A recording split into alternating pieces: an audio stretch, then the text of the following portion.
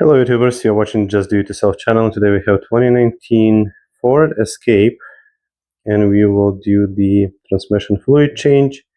So it's nice, high, leveled, front on the ramps and the rear on jack stands. So we'll get underneath. Okay, underneath the vehicle we need to remove this belly shield.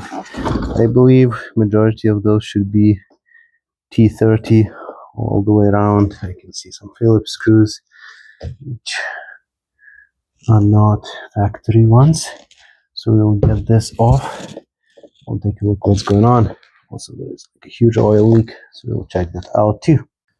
All right, so let's take a quick look. What do we have? Here's our drain plug. I believe it's 716 or 11 mil.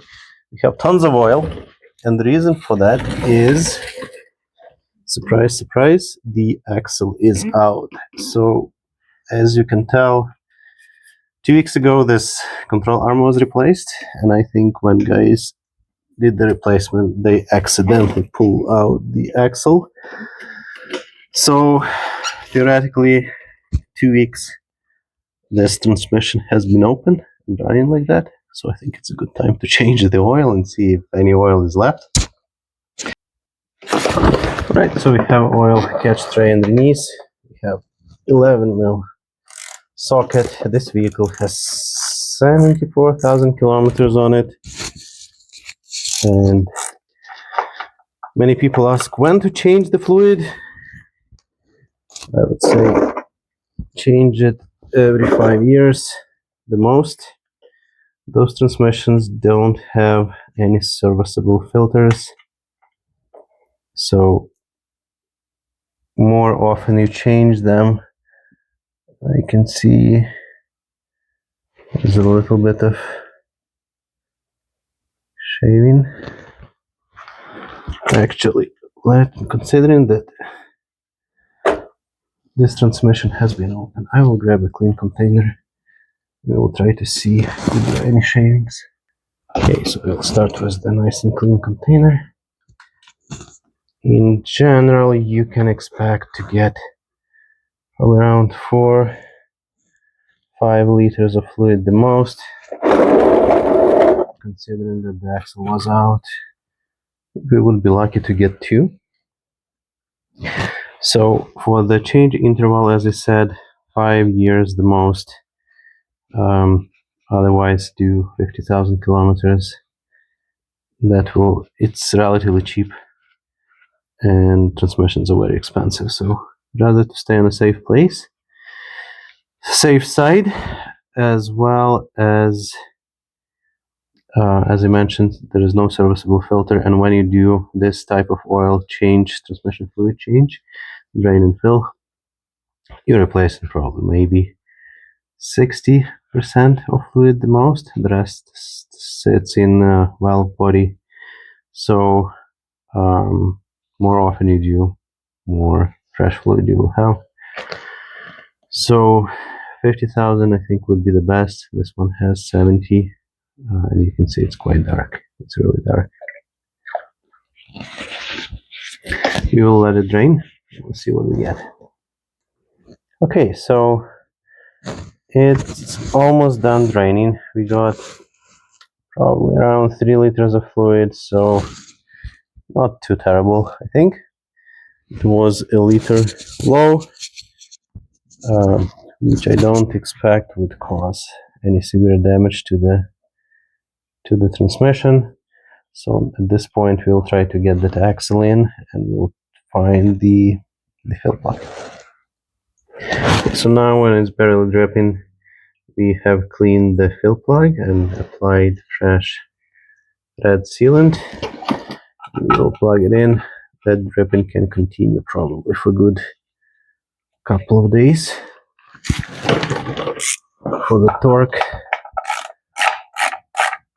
I think it's around 90 inch-pounds.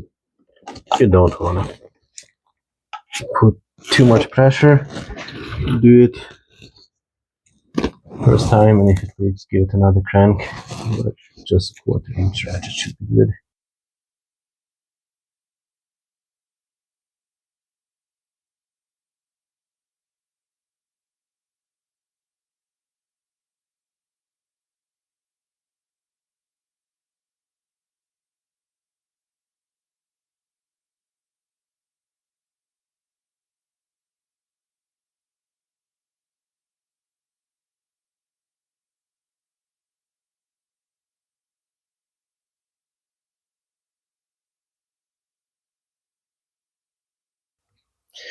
Okay, apologies, I didn't realize my mic fell off, so I just showed where the cap is, the breather, and this is how it looks.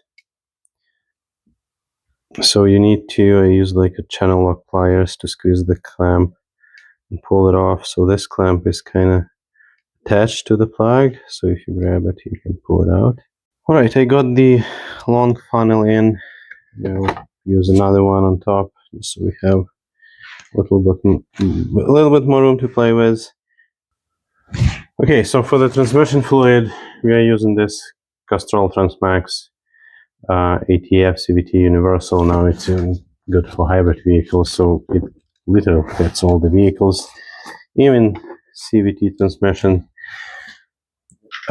So you can use pretty much any synthetic transmission fluid, Mercon, Dextron. I think by the manual it's Mercon LV that goes in here, but all those transmission fluid are pretty much the same, which the fact that we have universal one confirms it. So at this point I will put, this is 5 liters, I will put 3 liters. You'll get transmission nice and warm, and then we will remove the level plug and we'll check the level. So that should be good for now. You want to check the transmission fluid level when vehicle is idling, transmission hot. You want it to be at least at around 70 degrees Celsius. So we will get it started and we will check for the level plug. Alright, so to get the transmission fluid level to the right point, we have vehicle leveled, it's on the ground, and there is a, just to the right of the axle, there is a plug. So we will install 10 mil of size 10 Allen key with extension, so it's just over there, and we will use 3/8 ratchet to get that plug out. So the engine must be running hot, the transmission must be hot and idling. You always check transmission fluid level when engine is idling, because when you shut it down, the fluid will go up. Okay, so get that ratchet on.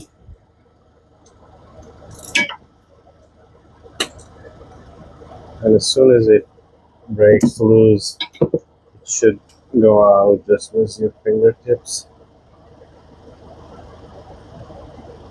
It's difficult to see since there's just so much stuff. So you can see it's nice and clean plug, and it actually has the rubber O-ring, and as you will see, there is no fluid coming out of it, so it is low on fluid, what is really expected. So we'll check the transmission temperature and we'll start adding fluid. So I'm using Autel MaxiCom. I'm just looking for transmission fluid temperature. So here it is.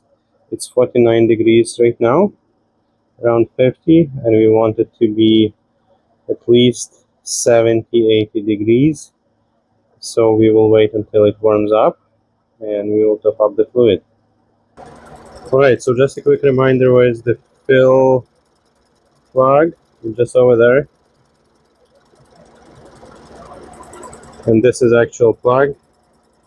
So there's a clamp and it sits like this, pointing to the front with this piece. Right, so we got our transmission to 73 degrees now, so we will put a couple of funnels again to fill it up. So we remember that our level plug is open right now, engine is idling, so we use our transmission, just making sure it's clean one, And we use Castrol ATF CVT universal, so it's one size fit all. So while I'm filling it, I will be checking for fluid coming out of the leveling plug.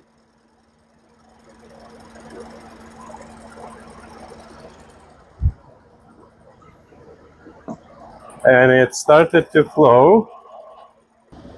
Quickly show you, so you can see it's flowing out nicely. So we will let it get out as much as it needs. We will put the plug back in. So now we can remove the panels as transmission is full, and we can reinstall the plug. To get the plug on, just use Channellock pliers, as inconvenient as it could be.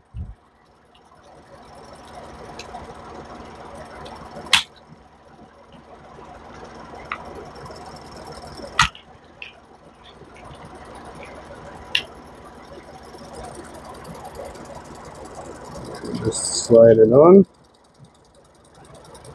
So that plug is attached to the clamp. So when you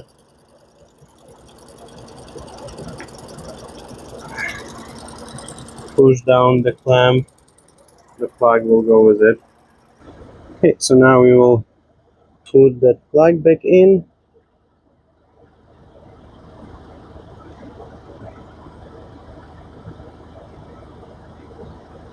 We will get it tight.